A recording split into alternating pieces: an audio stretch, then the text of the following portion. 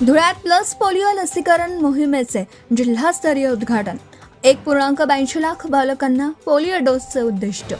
जिल्हाधिकारी भाग्यश्री विस्पुते यांच्या हस्ते राष्ट्रीय प्लस पोलिओ मोहिमेचा शुभारंभ. धुळे जिल्ह्यात राष्ट्रीय प्लस पोलिओ लसीकरण मोहिमेचे जिल्हास्तरीय उद्घाटन रविवारी उत्साहात पार पडले. जिल्हाधिकारी भाग्यश्री विस्पुते यांच्या हस्ते मोहिमेला शुभारंभ करण्यात आला. जिल्हा रुग्णालय येथे पार पडलेल्या या कार्यक्रमास जिल्हा परिषदेचे मुख्य कार्यकारी अधिकारी बाबासाहेब बेलदार, जिल्हा शल्यचिकित्सक डॉक्टर रवींद्र सोनवणे, मुंबई शहरी विभागाचे संचालक डॉक्टर प्रसाद भंडारी, जिल्हा आरोग्य अधिकारी डॉक्टर सचिन बोडके, अतिरिक्त जिल्हा शल्यचिकित्सक डॉक्टर महेश भडांगे, महिला व बाल रुग्णालयाच्या वैद्यकीय अधीक्षक डॉक्टर अश्विनी भांबरे, अतिरिक्त जिल्हा शल्यचिकित्सक डॉक्टर स्वप्नील पाटील, निवासी वैद्यकीय अधिकारी डॉक्टर विवेक जाधव, डॉक्टर गीतांजली सोनवणे तसेच विविध विभागांचे अधिकारी, कर्मचारी आणि परिचारिका प्रशिक्षणार्थी उपस्थित होते.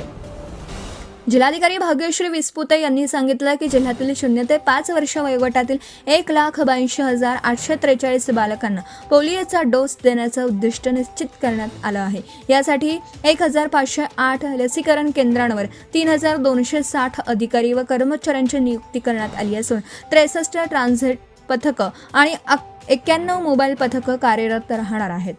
सर्व लसीकरण केंद्रांवर पोलिओचं 2 थेंब देण्यात येतील. त्यानंतर पुढील 5 दिवस घरोघरी जाऊन एकही बालक लसीकरणापासून वंचित राहणार नाही याची दक्षता घ्यावी. पोलिओपासून बालकांचं संरक्षण करण्यासाठी पोलिओ प्रतिबंधक लसीचे 2 थेंब अत्यंत प्रभावी आहेत. त्यामुळे जिल्ह्यातील 5 वर्षांखालील प्रत्येक बालकाला पोलिओचे 2 थेंब पाजून या मोहिमेला यशस्वी करावं.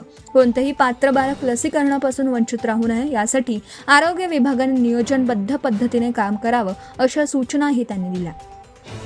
प्रत्येक पालकाने आपल्या बालकाला पोलिओचा डोस देऊन 100% लसीकरण मोहिमेला सहकार्य करावे असं आवाहनही त्यांनी केलं. Subscribe now and press the bell icon. Never miss an update.